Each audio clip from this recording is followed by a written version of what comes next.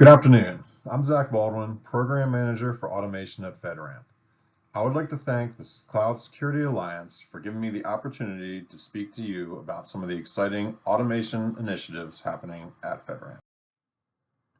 The mission of FedRAMP, the Federal Risk and Authorization Management Program, is to promote the adoption of secure cloud services across the U.S. government by providing a standardized approach to security and risk assessment. FedRAMP empowers agencies to use modern cloud technologies with an emphasis on security and the protection of federal information.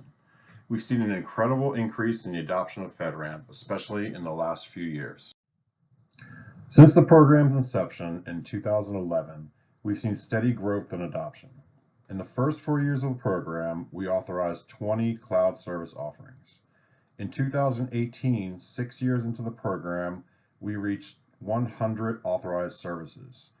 Now we have doubled that number in the last 2 years. This landmark reflects FedRAMP's commitment to help the government shift to the cloud and leverage new technologies to meet agencies' missions.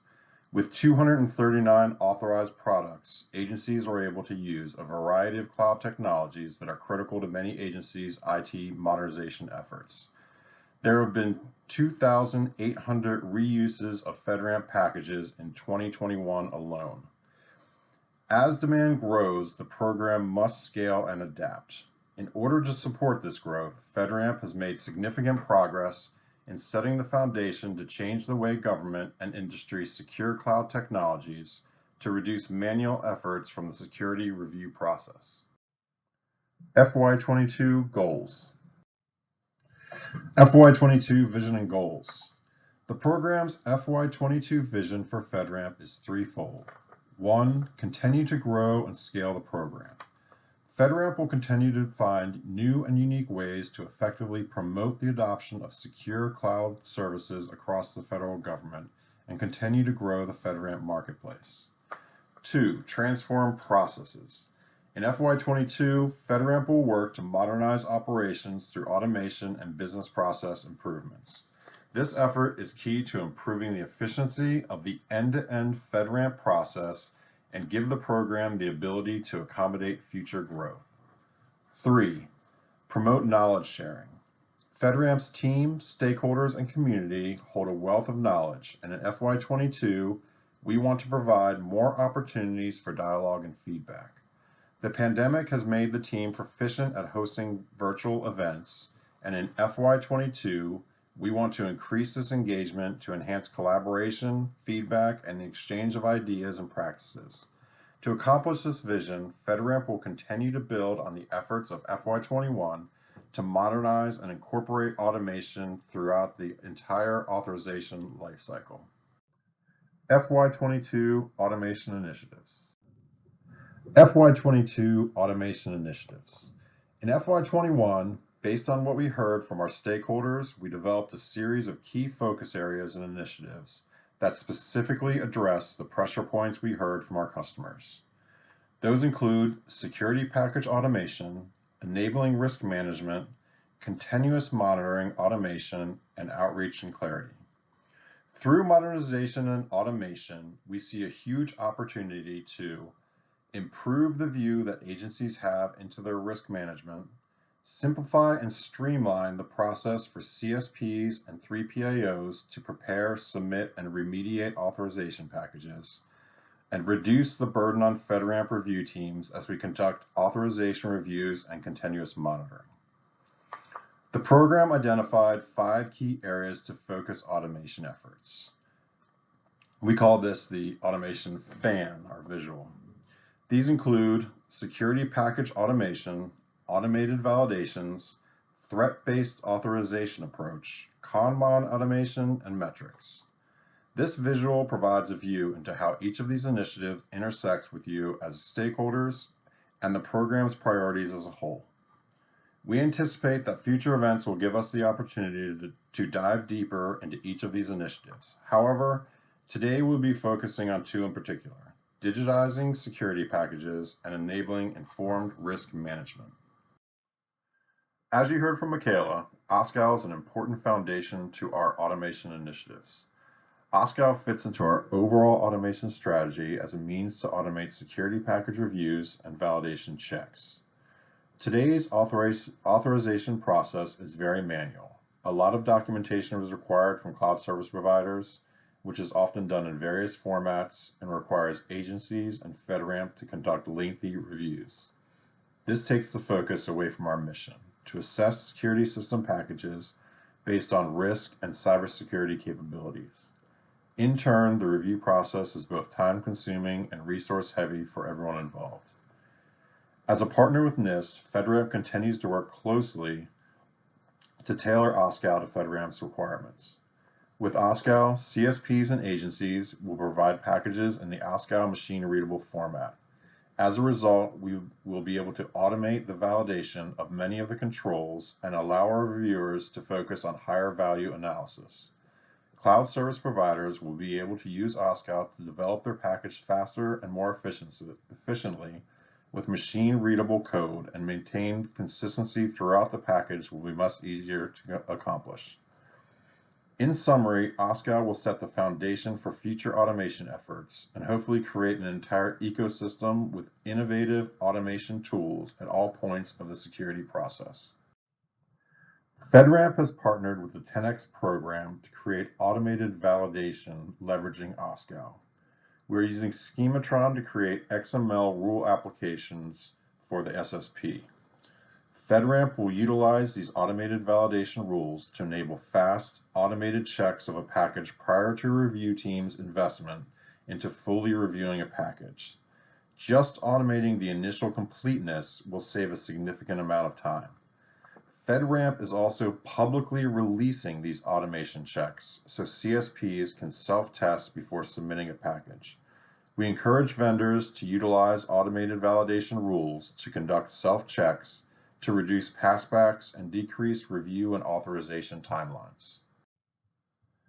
Enabling risk management through threat scoring. We started out with a feasibility study to see if we could develop an agile ATO process.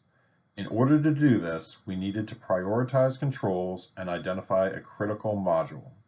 We gathered a lot of information on prioritized and important controls, but they are all based on opinion and expertise. That is when we found DHS GovCar, which does architectural spins against threat frameworks, scoring their ability to protect, detect, and respond. We took their scoring methodology and adapted it to score controls based on their protection values against the threat framework. That's when we had what we needed, a defensible methodology to prioritize controls based on their protection values. The benefits of this, we are hoping that this threat-based risk methodology can be utilized to streamline the FedRAMP security authorization process. Potential benefits of this methodology include helping shift from compliance to risk management. Vendors may be able to enter the market faster and at a lower cost. Increase reuse of security authorization packages across all agencies. Enable the government and industry to invest cybersecurity budgets wisely. Identification of gaps and duplications in security, and enable authorizing officials to leverage risk data based on a defensible methodology to help make informed risk-based authorization decisions. Here's how we're doing it. Threat analysis.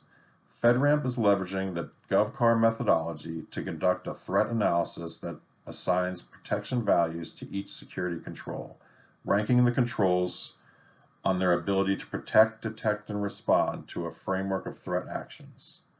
Control assessment. Following scoring, FedRAMP is completing a control assessment that decomposes security controls into control items, allowing for the grouping of capabilities into testable defect checks that can support automated assessment.